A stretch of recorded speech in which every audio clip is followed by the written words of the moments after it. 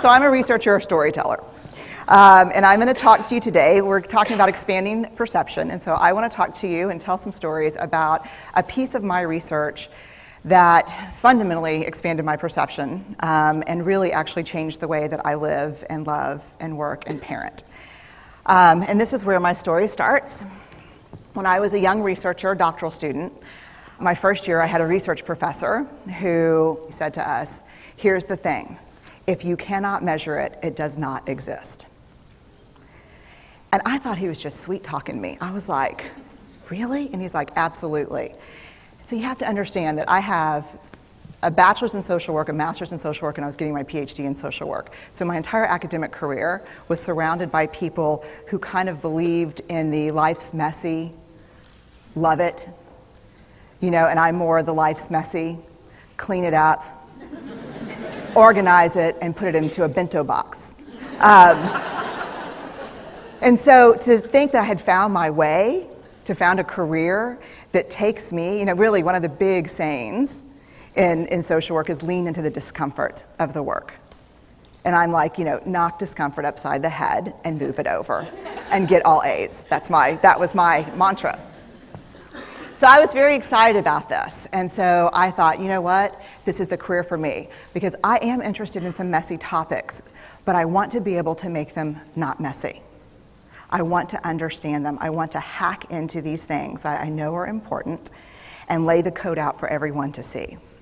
So where I started was with connection, because by the time you're a social worker for 10 years, what you realize is that connection is why we're here. It's what gives purpose and meaning to our lives. This is what it's all about. It doesn't matter whether you talk to people who work in social justice and mental health and abuse and neglect. What we know is that connection, the ability to feel connected, is neurobiologically, that's how we're wired, it's why we're here. So I thought, you know what, I'm going to start with connection. Well, you know that situation where you get an evaluation from your boss and she tells you 37 things that you do really awesome and one thing that you can't, you know, an opportunity for growth. And all you can think about is that opportunity for growth, right?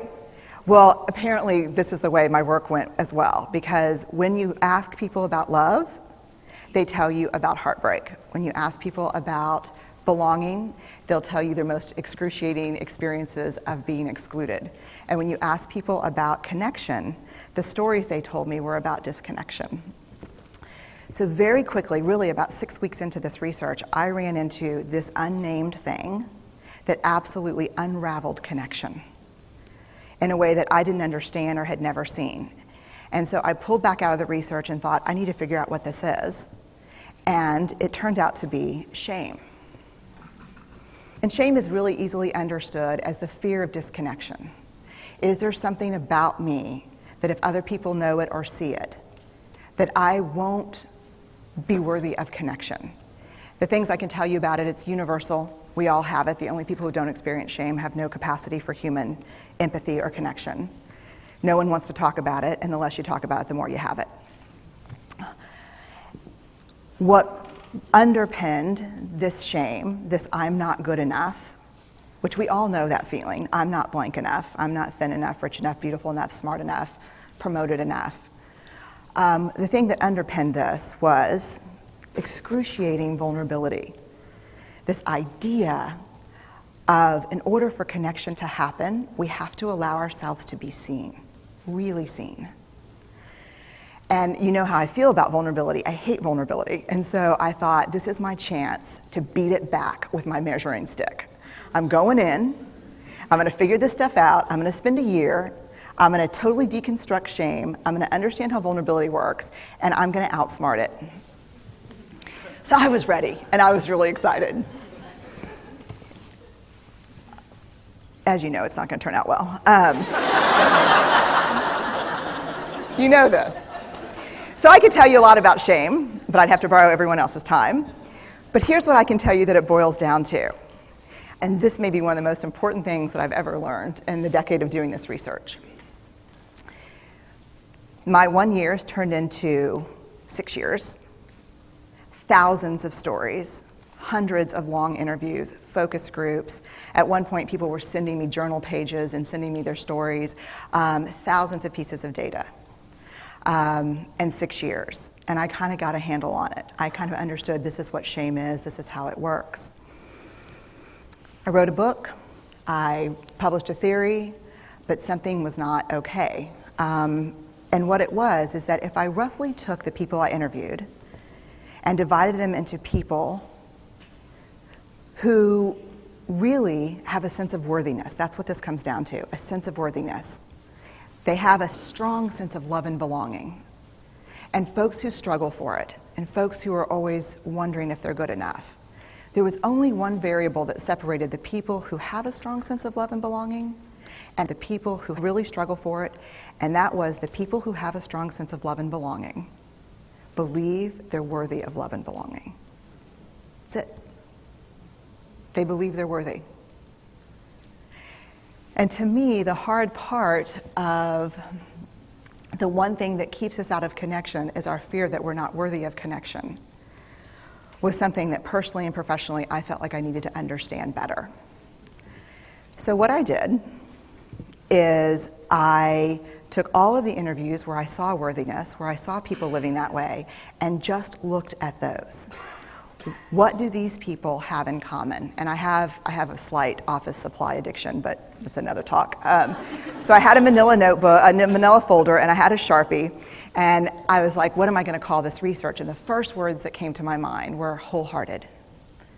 These are kind of wholehearted people living from this deep sense of worthiness. So I wrote at the top of the manila folder, and I started looking at the data. In fact, I did it first in this in a 4-day, very intensive data analysis where I went back, pulled these interviews, pulled the stories, pulled the incidents. What's the theme? What's the pattern? My husband left town with the kids because I always go into this kind of Jackson Pollock crazy thing where I'm just like writing and going and kind of just in my researcher mode. And so here's what I found. What they had in common was a sense of courage. And I want to separate courage and bravery for you for a minute. Courage, the original definition of courage, when it first came into the English language, it's from the Latin word cur, meaning heart, and the original definition was to tell the story of who you are with your whole heart. And so these folks had, very simply, the courage to be imperfect. They had the compassion to be kind to themselves first and then to others, because as it turns out, we can't practice compassion with other people if we can't treat ourselves kindly. And the last was they had connection, and this was the hard part, as a result of authenticity. They were willing to let go of who they thought they should be in order to be who they were, which is, you have to absolutely do that for connection. The other thing that they had in common was this. They fully embraced vulnerability.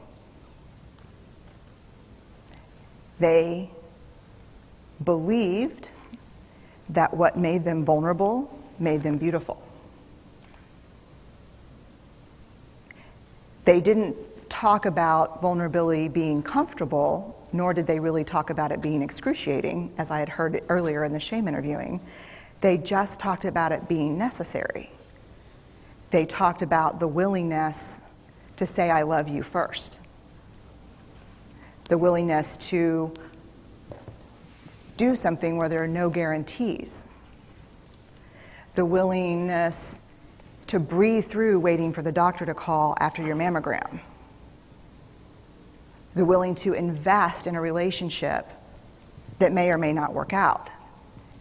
They thought this was fundamental. I personally thought it was betrayal.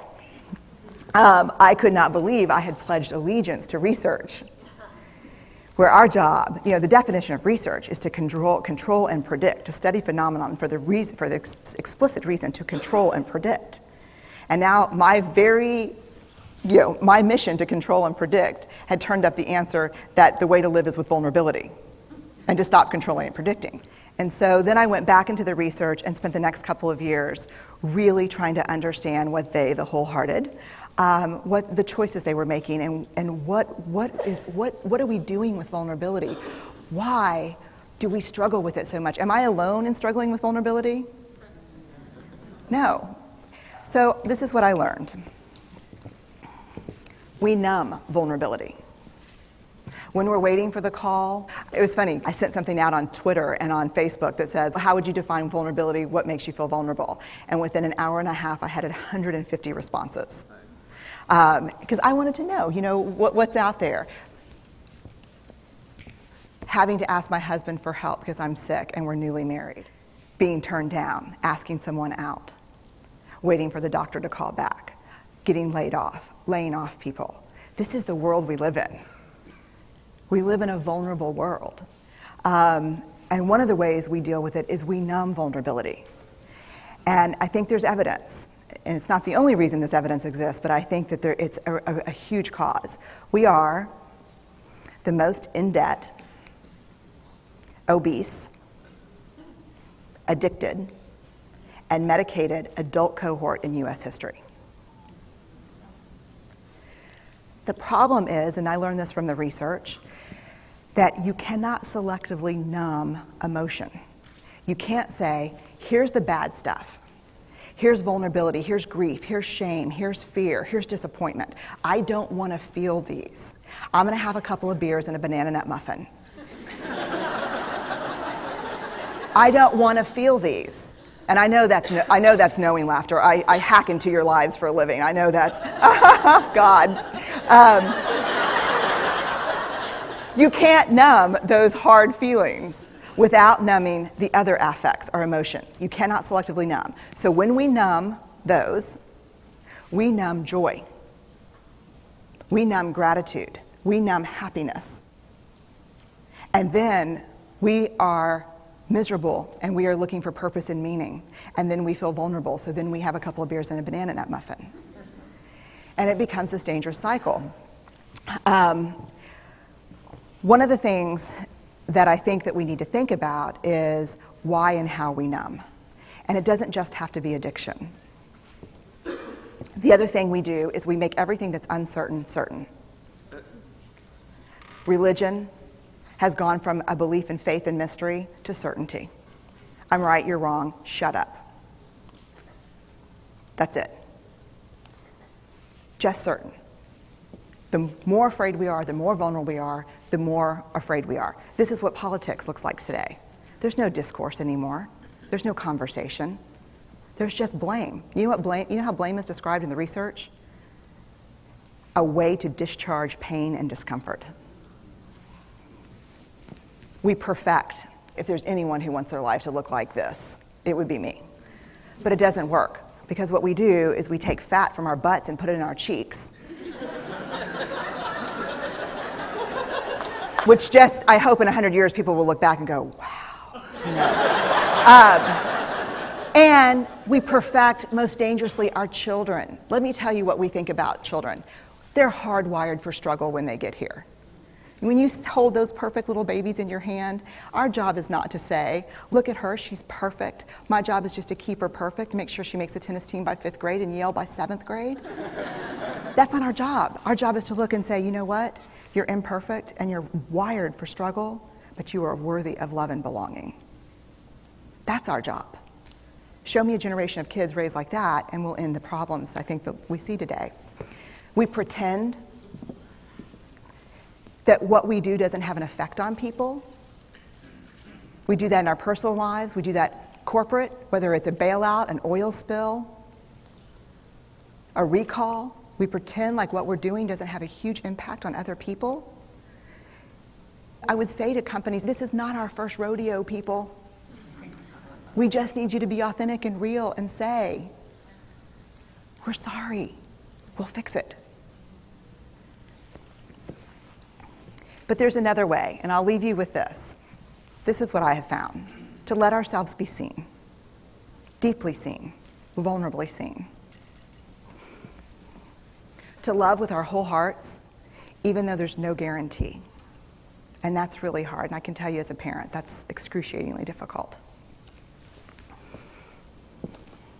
To practice gratitude and joy, In those moments of kind of terror, when we're wondering, can I love you this much? Can I believe in this passionately? Can I be this fierce about this? Just to be able to stop and instead of catastrophizing what might happen, to say, I'm just so grateful, because to feel this vulnerable means I'm alive. And the last, which I think is probably the most important, is to believe that we're enough. Because when we work from a place, I believe, that says, I'm enough, then we stop screaming and start listening. We're kinder and gentler to the people around us, and we're kinder and gentler to ourselves. That's all I have.